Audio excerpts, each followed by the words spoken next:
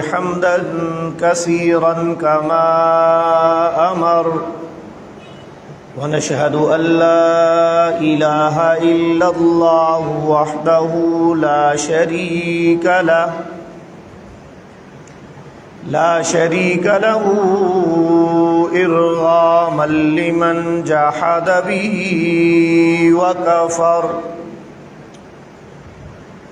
ونشهد أن سيدنا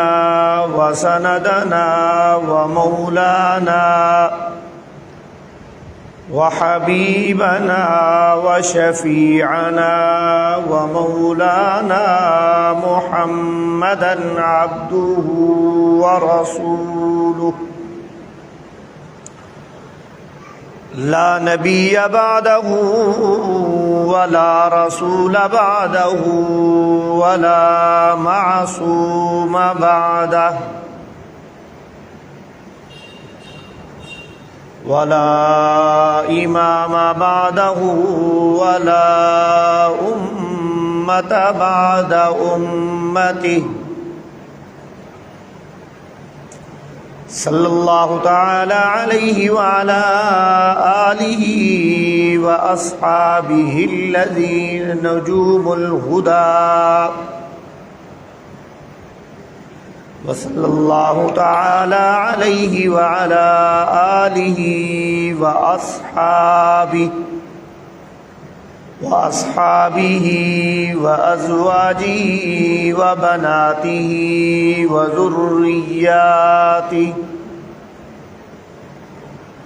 وذرياته وأتباعه أجمعين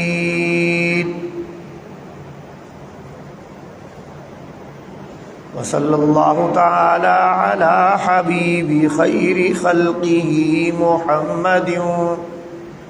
وعلى آله وأصحابه الذين هم خلاصة العرب العرباء وخير الخلائق بعد الأنبياء وهم مفاتيح الرحمة ومصابيح الغرر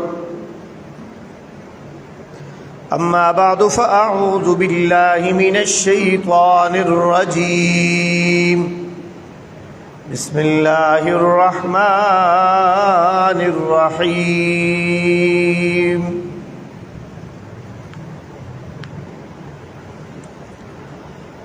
وأعدوا لهم ما استطعتم من قوة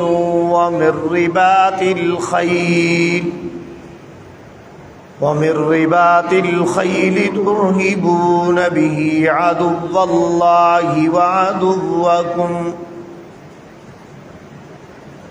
وقال تبارك وتعالى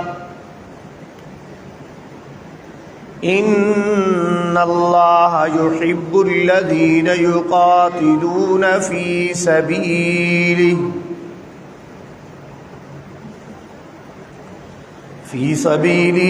صفا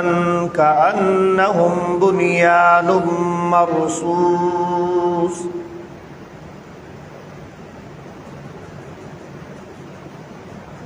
وقال تبارك وتعالى يا أيها الذين آمنوا من يرتد من دينكم عن دينه يا أيها الذين آمنوا من يرتد منكم عن دينه فسوف يأتي الله بقوم يحبهم ويحبونه أذلة على المؤمنين أعزة على الكافرين يجاهدون في سبيل الله لا يخافون لومة لائم وقال عليه الصلاة والسلام تركت فيكم أمرين لن تضلوا بعدي أبدا ما إن تمسكتم بهما لن تضلوا بعدي أبدا كتاب الله وعترتي وكتاب الله وسنتي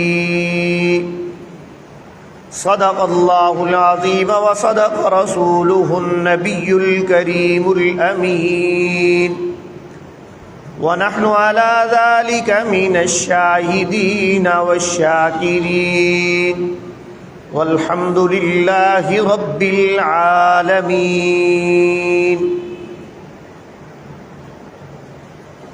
تمام احباب محبت اور عقیدت کے ساتھ نماز والا درود شریف تلاوت فرما لیں۔ اللهم صل على محمد وعلى آل محمد كما صليت على إبراهيم وعلى آل إبراهيم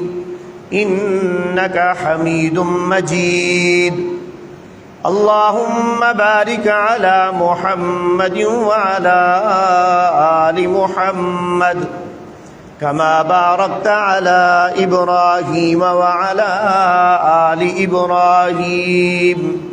إنك حميد مجيد۔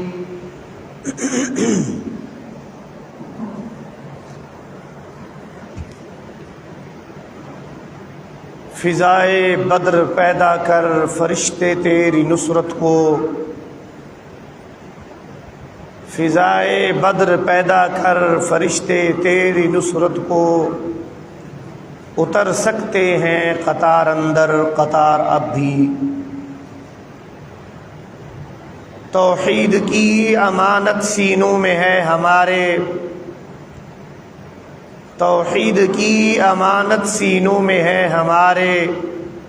آسان نہیں مٹانا نام و نشاں ہمارا، اور باطل سے دبنے والے آسماں نہیں ہیں ہم، باطل سے دبنے والے آسماں نہیں ہیں ہم، کئی بار کر چکا ہے تو امتحان ہمارا۔ ماہ ربیع الاول کا قریباً یہ آخری جمعۃ المبارک ہے۔ اس ماہ مبارک کے سابقہ جمعات کے اندر حضور نبی رحمت صلی اللہ علیہ وسلم کی سیرت کی چند جھلکیاں پیش کرنے کی کوشش کی، اور ہم مسلمانوں کا اسلام اور ایمان اس وقت تک کامل نہیں ہو سکتا جب تک حضور نبی رحمت صلی اللہ علیہ وسلم کی ختم نبوت پر ایمان نہ لے کر آئیں۔ چنانچہ شاعر نے بھی یہی کہا کہ نماز اچھی، روزہ اچھا، حج اچھا، زکوٰۃ اچھی، خدا شاہد ہے کہ میں کامل مسلمان ہو نہیں سکتا۔ اسلام کے تمام ارکان کو اختیار کرنا، ان پر عمل کرنا، یہ متطلبات دین میں سے ہے۔ جو شخص حدود اسلام میں داخل ہو جاتا ہے، دخول اسلام کے اندر تو کوئی پابندی، جبر، زور نہیں ہے، لیکن اسلام کو قبول کر لینے کے بعد پھر اس میں پک اینڈ چوز کا اختیار سلب ہو جاتا ہے، بلکہ جو اللہ اور اللہ کا محبوب پیغمبر فرمائے اس کے سامنے سر تسلیم خم کرنا پڑتا ہے۔ چنانچہ اسلام کا جملہ اور کلمہ بھی اسی سلمہ کے مادہ سے نکلا ہے کہ استسلام، انسان خود سپردگی جو ہے کر دے اللہ اور اللہ کے رسول کے حضور، اپنے آپ کو، وہی حقیقی معنوں میں مسلمان کہلاتا ہے۔ یہ ایک ایسا مسلمان ہے کلمہ تو پڑھے، نماز اور روزہ اور حج اور زکوٰۃ بھی ادا کر لے، لیکن حقوق العباد کی بات آئے تو ڈنڈی مار جائے، بیوی بچوں کے حقوق کی بات آئے، والدین کے حقوق کی بات آئے، اولاد کے حقوق کی بات آئے، پڑوسیوں کے حقوق کی بات آئے، جاندار غیر جاندار، مسلمانوں اور غیر مسلموں کے حقوق کی بات آئے تو اس سے پشت پناہی حاصل کر کے رخ موڑ لے، یہ کسی بھی صورت جو ہے اسلام میں قابل قبول نہیں ہے۔ اور پھر جب یمامہ کا وہ مسیلمہ کذاب آپ صلی اللہ علیہ وسلم کے حضور حاضر ہو کے کہتا ہے کہ میں کلمہ اسلام پڑھتا ہوں، آپ پر ایمان لاتا ہوں، لیکن اس کے ساتھ میرے دو تقاضے اور مطالبے اور شرطیں ہیں۔ نمبر ایک یہ ہے کہ آپ مکہ و مدینہ اور جزیرۃ العرب کے نبی اور رسول ہیں، اور مجھے یمامہ کا نبی مان لیجئے، تسلیم کر لیں۔ اور دوسری بات یہ ہے کہ آپ اپنی حیات مبارکہ تک تو خود نبی اور رسول رہیں اللہ کے، لیکن جب دنیا سے آپ جانے لگیں، پردہ پوشی فرمائیں تو میرے حق میں یہ وصیت کر کے جائیں کہ میں آپ کے بعد نبی ہوں۔ تو حضور نبی رحمت صلی اللہ علیہ وسلم نے زمین سے ایک تنکا اٹھایا، اور بعض روایات میں آتا ہے کہ آپ صلی اللہ علیہ وسلم کے ید اقدس کے اندر ایک عصا تھا۔ آپ صلی اللہ علیہ وسلم نے فرمایا کہ اللہ تعالیٰ کے حکم کے بغیر اگر تم مجھ سے یہ تنکا بھی طلب کرو، مانگو، چاہو، اس کی شرط رکھو تو میں یہ تنکا بھی تمہیں دینا پسند نہیں کروں گا۔ نبوت تو دور کی بات ہے۔ اسی طریقے سے فتح مکہ کے بعد بہت سے وفود آئے، حلقہ بگوش اسلام ہوئے، کچھ نے اپنے آپ کو مکمل طور پر خود سپرد کر دیا آپ صلی اللہ علیہ وسلم اور اللہ کے رسول کے حضور۔ کچھ آئے تو انہوں نے کچھ چیزیں مہلت مانگی، شرائط رکھی کہ ہم پہ نماز پابندی نہیں ہو سکتی، اس میں تخفیف کر دی جائے، تکلیف ہوتی ہے، پریشانی ہوتی ہے، عبادت کرنے میں مصروف ہوتے ہیں دنیاوی امور کے اندر، یا مال ہمیں بہت زیادہ محبوب اور پسند ہے، یہ مال جو ہے وہ اس میں سے زکوٰۃ کو سلب کر لیا جائے، یہ ہم پر معاف کر دی جائے۔ تو آپ صلی اللہ علیہ وسلم نے فرمایا ایسا ہرگز نہیں ہو سکتا۔ اگر اسلام قبول کرنا ہے تو پورے کا پورا اسلام قبول کرو، اس کے اندر اختیار مت کرو، ہب و دب اور میٹھا میٹھا ہب ہب، کڑوا کڑوا تھو تھو والی بات نہیں چلے گی۔ جو بات اللہ اور اللہ کا رسول فرمائے، آپ کو پسند ہو یا ناپسند ہو، اچھی لگے یا بری لگے، آپ کو وہ منعن قبول کرنی ہوگی۔ یہ مسلمانوں سے تقاضا ہے۔ چنانچہ حضرت سیدنا صدیق اکبر رضی اللہ تعالی عنہ جو محافظ ختم نبوت اول ہیں، حضرت سیدنا صدیق اکبر رضی اللہ تعالی عنہ جانشین رسول بھی ہیں، خلیفہ بلا فصل بھی ہیں، اور پھر انبیاء علیہم السلام کی امامت رسول اللہ صلی اللہ علیہ وسلم نے واقعے اور سفر معراج کے دوران فرمائی ہے۔ اور ہمارے ایک محب اور محترم ہیں، مخدوم مکرم ہیں حضرت سید علی معاویہ شاہ صاحب، انہوں نے ایک جملہ بڑا اچھا ارشاد فرمایا کہ اللہ تبارک و تعالی رب العزت نے حضرت جبرائیل علیہ السلام کو حکم دیا 1,44,000 کم و بیش انبیاء کو شام کے اپنا فلسطین کے اندر جمع کر لیا جائے، مسجد اقصی میں جمع کر لیا جائے، اور ان کی جمع ہو جانے کے بعد اللہ تعالیٰ نے حضرت جبرائیل کو حکم ارشاد فرمایا کہ رسول اللہ صلی اللہ علیہ وسلم کو مصلی امامت پہ کھڑا کر دیجئے۔ حضرت ابراہیم علیہ السلام امام الناس ہیں، لوگوں کے امام ہیں، جبکہ رسول اللہ صلی اللہ علیہ وسلم حضرت محمد مصطفیٰ احمد مجتبیٰ، سب دوست کہہ دیں صلی اللہ علیہ وسلم، آپ صلی اللہ علیہ وسلم نے ارشاد فرمایا کہ جو مجھ پر 1 مرتبہ درود پڑھتا ہے، فرشتے اس پر 10 مرتبہ اللہ کی رحمتیں نازل فرماتے ہیں۔ تو جب حضور صلی اللہ علیہ وسلم کا نام نامی آئے تو صلی اللہ علیہ وسلم پڑھنا چاہیے۔ آپ صلی اللہ علیہ وسلم کو حضرت جبرائیل علیہ السلام نے امامت انبیاء پر کھڑا کر دیا، مصلی امامت تفویض کر دیا، تو شاہ صاحب فرماتے ہیں کہ امتی ہونے کے لیے، مسلمان اور ایمان والا ہونے کے لیے لازم اور ضروری ہے کہ حضور صلی اللہ علیہ وسلم کی ختم نبوت اور امامت انبیاء کو تسلیم کیا جائے۔ اسی طریقے سے جس شخصیت کے سپرد رحمت عالم صلی اللہ علیہ وسلم نے دنیاوی امامت سپرد کی ہے، اس کو بھی اپنا امام تسلیم کر لیا جائے۔ شاہ صاحب کی بات تو اپنی جگہ، لیکن یہ کوئی ہوائی بات نہیں ہے، بلکہ خود حضرت شیر خدا علی المرتضیٰ رضی اللہ تعالی عنہ سے جب لوگوں نے استفسار کیا کہ آپ صلی اللہ علیہ وسلم کے قرابت دار، رشتہ دار، داماد ہیں، اور آپ کی محبوب کائنات رسول اللہ صلی اللہ علیہ وسلم کو سب سے زیادہ پسندیدہ بیٹی حضرت سیدہ فاطمہ رضی اللہ تعالی عنہ کے شوہر ہیں، اس قرابت داری کے باوجود امامت و رسول اللہ صلی اللہ علیہ وسلم کا جانشین آپ لوگوں نے حضرت سیدنا صدیق اکبر رضی اللہ تعالیٰ عنہ کو کیسے قبول کر لیا؟ تو انہوں نے فرمایا اس منصب کے قبول اور عدم قبول کے اندر ہمارا کوئی اختیار نہیں ہے، کہ اللہ تعالیٰ کے محبوب پیغمبر نے جب ہمارے دینی امور کے لیے،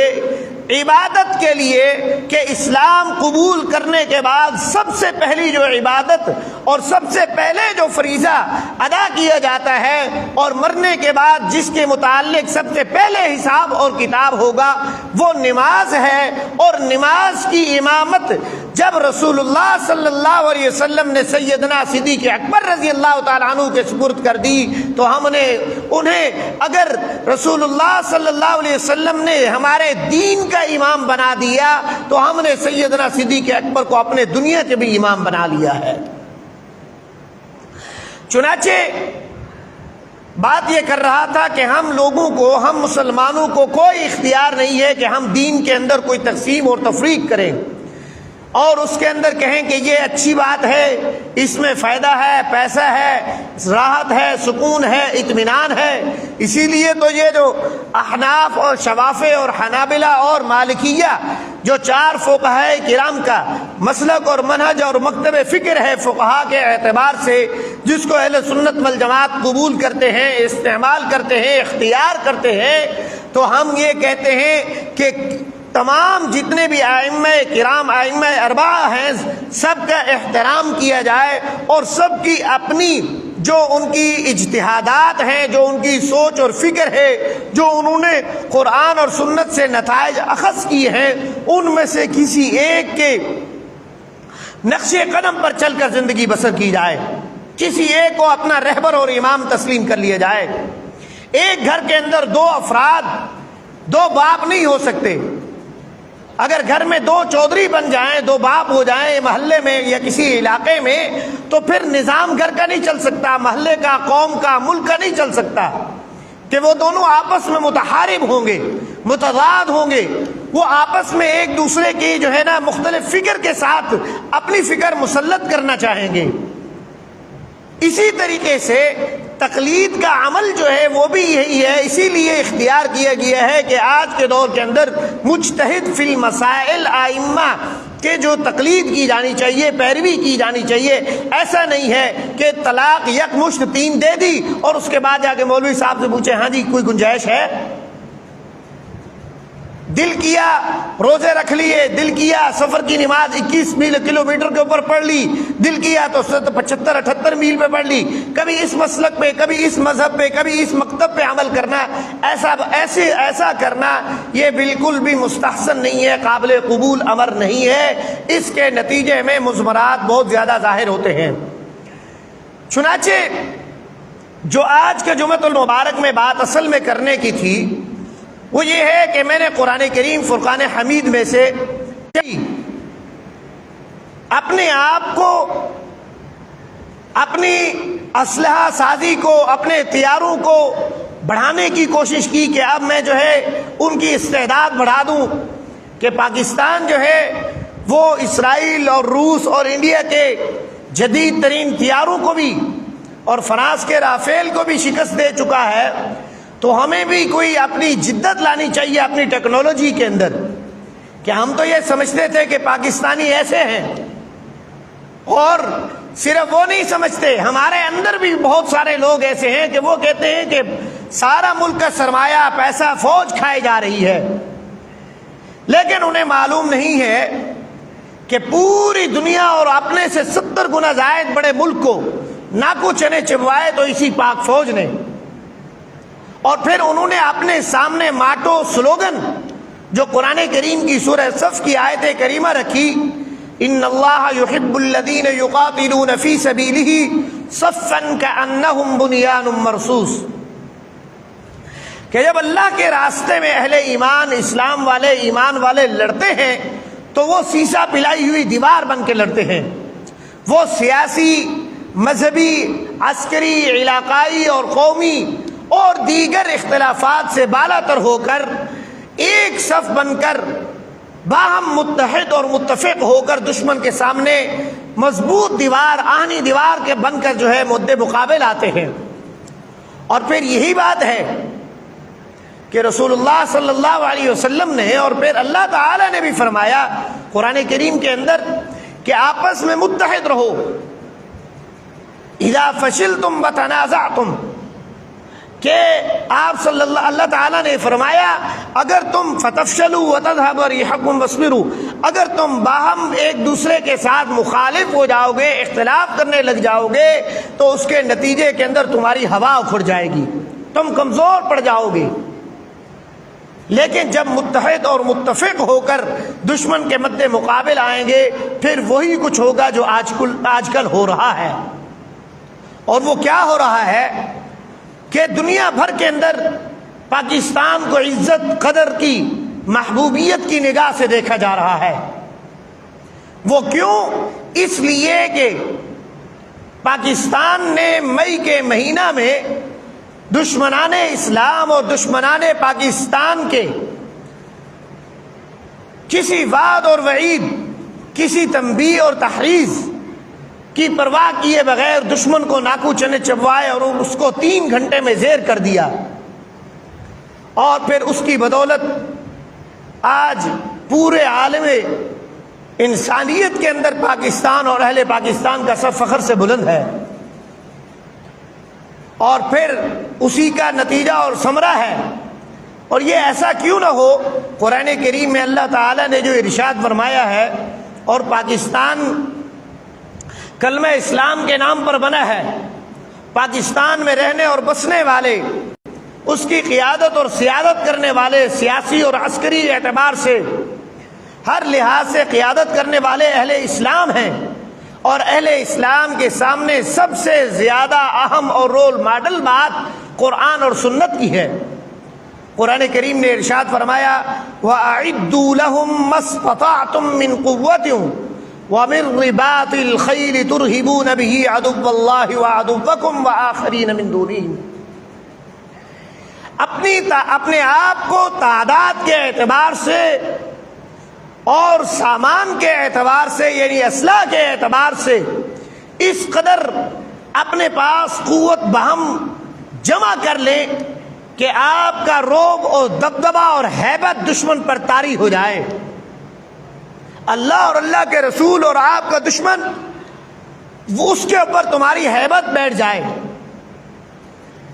اور پھر اسی کو اختیار کرتے ہوئے ہمارے سائنسدانوں نے، عسکری قیادت نے، ملک کی قومی قیادت نے پاکستان کو سائبر سیکیورٹی اور دیگر اسلحہ اور ٹیکنالوجی کے اعتبار سے مستحکم اور مضبوط کیا۔ اس کا ثمرہ آج ہے کہ دنیا بھر کے اندر جہاں کہیں بھی پاکستانی جاتے ہیں تو سر سے فخر سے اٹھاتے ہیں، وگرنہ اس سے قبل گرین پاسپورٹ بڑا مظلوم ہو چکا تھا، ترسی ہوئی اور دھتکاری ہوئی اور گھٹیا نگاہوں سے دیکھا جاتا تھا۔ اور دوسرا یہ بھی ہے کہ جب انسان کے پاس طاقت اور قوت ہوگی تو دشمن دور دور رہے گا، قریب بھٹکنے کی جرات نہیں کرے گا۔ ابھی حالیہ کچھ ہی دنوں کے اندر، گزشتہ 2 سال سے تو اسرائیل فلسطین کے اندر غزہ کے مسلمانوں کو، بوڑھوں کو، بچوں کو، جوانوں کو، عورتوں کو، ضعیفوں کو، ناداروں کو، بے سہاروں کو خاک و خون میں لت پت کیے ہوئے ہیں، ان کے اوپر عرصہ حیات تنگ کر چکا ہے۔ صرف ان کی مساجد اور عبادت گاہیں اور ان کے دین کے اوپر عملداری ان کے اوپر مسدود نہیں کر دی گئی، بلکہ اسکول، کالجز، ہسپتال اور رفاہی جتنے بھی ادارے ہیں ان کو بھی وہ نشانہ بناتے ہیں۔ اور اس سب سے بڑی بات یہ بھی ہے کہ انہوں نے اہل غزہ کی نصرت اور مدد غذائی اور ادویات کے اعتبار سے اس کا راستہ بھی بند کیا ہوا ہے، ناطقہ بند کر رکھا ہے۔ بھوک سے ہزاروں کی تعداد میں بچے بلکتے ہوئے مر رہے ہیں، 60,000 سے زائد لوگ شہید ہو چکے ہیں گزشتہ 2 سالوں میں۔ اس میں اگرچہ ہم مسلمانوں کی اپنی کوتاہی اور غفلت ہے، حالانکہ یہ سرزمین انبیاء علیہ السلام ہے، اس کی حفاظت کرنا، اس کا دفاع کرنا اور پھر اس کی بقا کے تحفظ کے لیے میدان عمل میں اترنا اہل اسلام پر لازم اور ضروری ہے۔ اگرچہ جہاد کرنے کا حکم حکمرانوں کو اور ممالک اسلامیہ کے ذمہ داران کے سپرد ہے کہ وہ حکم جاری کریں اور اپنی افواج کو بھیجیں اور درجہ بدرجہ پھر عوام الناس کو بھی اس میں شامل کریں، لیکن اگر جہاد کا علم پہریرہ بلند نہیں کر سکتے تو کم از کم اتنا تو کر لیں جو کہ آج کل گزشتہ ہفتوں سے، کئی دنوں سے، کئی مہینوں سے گلوبل سمود فلوٹیلا کے نام سے ایک امن کا لشکر، ایک جو ہے داعی امن سفارتی ایک لشکر جو ہے وہ روانہ ہوا ہے، سمندری راستے سے غزہ کی طرف پیش قدمی کر رہا ہے، تیونس سے چل کر۔ اس کی کم از کم داد رسی کی جائے، اتنا تو کیا جانا چاہیے نا کہ وہاں فلسطین کے مسلمانوں تک ادویات اور غذا تو پہنچانے کا انتظام کیا جانا چاہیے، اس کا حکومتی سطح پر مطالبہ ہونا چاہیے اور اقدامات اس کے لیے کیے جانے چاہیے۔ لیکن افسوس، صد افسوس، مسلمان جو کافروں کے سامنے عزت والے ہوتے ہیں، مومنین کے سامنے ذلت کو اختیار کرتے ہیں، وہ مسلمان خواب غفلت کے اندر مبتلا ہیں، اپنی عیش اور عشرت کے اندر مبتلا ہیں کہ میری زندگی اچھی گزر رہی ہے، مجھے کیا لگی۔ لیکن اللہ تعالیٰ کی آزمائش، آفت، مصیبت اور تکلیف وہ کسی کو بھی نہیں دیکھے گی۔ جب آئے گا امتحان تو اس کے اندر سوکھی اور تر سب کے سب جل کر راکھ ہو جائے گا، خاکستر ہو جائے گا۔ اگر یوں ہی غفلت کی صورتحال برقرار رہی اور یہ جو گلوبل سمود فلوٹیلا اپنا تونس سے روانہ ہو کر پوری دنیا بھر کے، ترکی سے، پاکستان سے اور دیگر ممالک اسلامیہ سے، اور پھر عجیب بات یہ ہے انسانیت کا درس، اسلامیت کا درس، ہمیں مومنین سے محبت اور عقیدت کا درس اسلام دیتا ہے، لیکن ہم دیکھتے ہیں گلوبل سمود فلوٹیلا کے اندر نصرت مظلوم فلسطینیوں کی مدد کرنے کے لیے 60% لوگ غیر مسلم ہیں، وہ لوگ جا رہے ہیں، ان میں پیر و جواں بھی موجود ہیں، اپنا تن من دھن سب کچھ وہ وار کر کے، قربان کر کے وہ جو ہے سمندروں کے اندر اتر چکے ہیں اور بحری بیڑوں کے ذریعے مالٹا کے پانی میں کل تک وہ پہنچ چکے تھے، وہ جا رہے ہیں غزہ کی طرف، اور اسرائیل کی جانب سے ڈرون اٹیک بھی ہو رہے ہیں۔ ہم دعا گو ہیں کہ اللہ تعالیٰ ان تمام جو گلوبل سمود فلوٹیلا کے شرکاء ہیں، جن میں سینیٹر مشتاق صاحب ہیں، مولانا عبداللہ شاہ مظہر صاحب پاکستان سے، یہ 2 حضرات اور دیگر حضرات ہیں، اللہ تعالیٰ ان کی اور دیگر تمام جتنے بھی لوگ نصرت مظلوم مسلمان فلسطینیوں کے لیے جا رہے ہیں ان کی دستگیری فرمائے، ان کو کامیابی سے ہمکنار فرمائے، اور جو لوگ اس سفر کے اندر، اس سفر خیر کے اندر جو لوگ غیر مسلم شریک ہیں ان کو بھی اللہ تعالیٰ ہدایت اسلام سے سرفراز فرمائے۔ ہم ان کو، ان مظلوم مسلمانوں کو اور ان مجبور اور مقہور مسلمانوں کے لیے اور کچھ نہیں کر سکتے تو کم از کم دعا تو کرنی چاہیے، اس کا تو اہتمام کرنا چاہیے، جتنا ہم سے ہو سکتا ہو اس کا ہم جو ہے حصہ بقدر جسہ اپنا اس میں شامل فرمائیں۔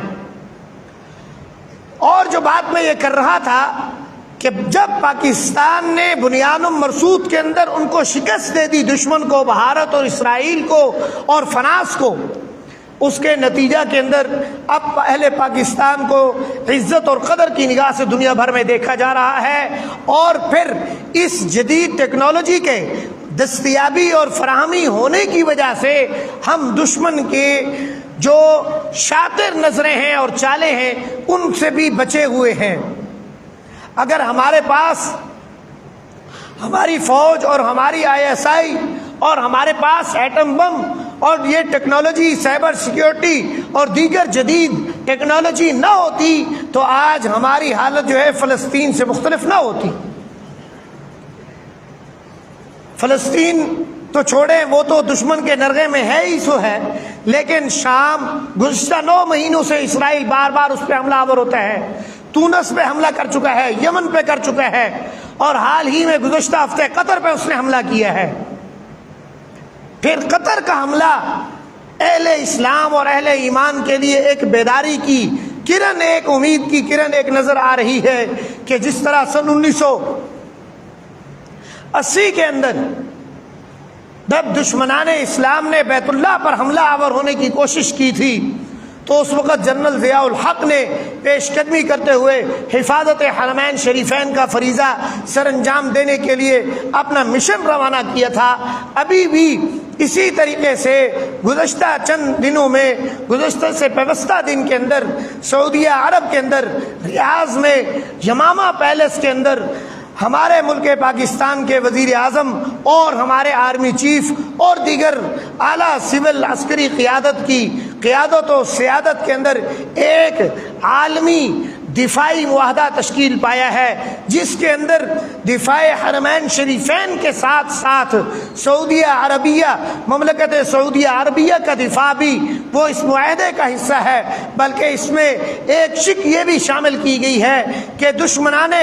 پاکستان اور دشمنان اسلام یہ بات سن لیں، اپنے ذہنوں میں اور اپنے حاشیہ خیال میں رکھ لیں، گریٹر اسرائیل کا خواب اپنے ذہنوں سے نکال دیں، اپنے نقشے سے مٹا دیں کہ جب تک پاکستان اور سعودیہ باہم ایک ساتھ کھڑے ہیں اس وقت تک کوئی میلی آنکھ اٹھا کر یہ جسارت نہیں کر سکتا ان دونوں مملکتوں میں سے کسی ایک پر حملہ کرنا، کسی ایک کی طرف میلی آنکھ اٹھا کر دیکھنا دوسرے کے اوپر حملہ کرنے کے مترادف ہوگا۔ یہ عزت، یہ عظمت، یہ مقام اور یہ مرتبہ، یہ شرف جو ہم مسلمانوں کو، ہم اہل پاکستان کو حاصل ہوا ہے وہ ہمارے ایمان، یقین قابل اور جہاد فی سبیل اللہ کے جذبہ کی سرشاری کی بدولت ملا ہے، اور اس کے لیے مزید بہتر سے بہتر کام کرنے کی ضرورت ہے کہ ہم لوگ مدارس میں، مساجد میں، تعلیمی اداروں کے اندر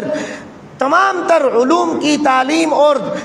اور تدریس کا، تربیت کا اہتمام اور انتظام کریں۔ اگرچہ ہم اہل ایمان اور اہل مدارس و مساجد اس بات کا مطالبہ اور تقاضا کرتے ہیں کہ مساجد اور مدارس کو قال اللہ اور قال الرسول کے مکاتب کو آباد کیا جائے، کیونکہ انسان کی دائمی اور ابدی نجات قرآن اور سنت کو مضبوطی سے تھام لینے میں ہے، لیکن دنیاوی ضرورت کے لیے، اس سے حاجت براری کے لیے، جس طرح رحمت عالم صلی اللہ علیہ وسلم نے حضرت سلمان فارسی رضی اللہ تعالیٰ عنہ کے تجربہ حرب سے، جنگی تجربے سے سبق حاصل کیا، اس سے استفادہ کیا، غزوہ خندق کے موقع پر خندق کھدوائی تاکہ دشمن مشرکین مکہ مدینہ پر حملہ آور نہ ہو سکے۔ اسی طریقے سے آج ہمارے لیے بھی لازم اور ضروری ہے مغرب کے افکار، ان کے علوم اور معارف سے شناسائی حاصل کرے، سائنس اور ٹیکنالوجی کے اندر درک حاصل کر کے اس میں پیش قدمی کر کے اپنا اور عالم اسلام کا تحفظ یقینی بنانے کا انتظام کریں۔ اللہ تعالیٰ مجھے اور آپ کو جو کہا سنا اس پر عمل کی توفیق عطا فرمائے۔ وما علینا الا البلاغ المبین۔